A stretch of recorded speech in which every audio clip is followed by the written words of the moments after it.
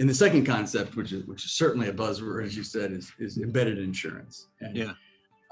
And that, of course, makes sense. It seems so obvious because if someone's making a transaction and you already have all the underwriting information there, and they're going to need insurance, why not just sell it? If your realtor's selling you a house, they know how much you paid, what it's made of, where it is, et cetera, et cetera.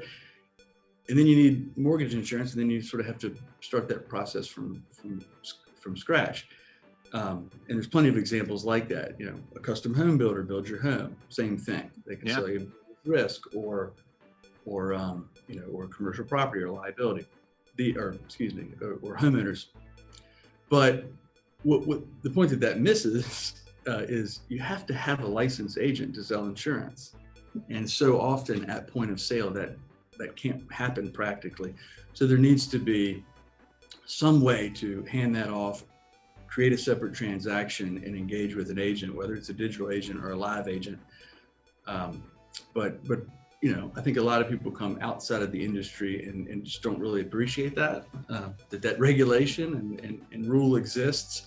And then, when they try to create a process that works, it gets a little bit clumsy or cumbersome, and it's not quite as seamless as you'd hope. But there are examples to do that. I absolutely think it's a theme we're going to continue to tackle as an industry, again, because it just makes so much sense. The underwriting is already there.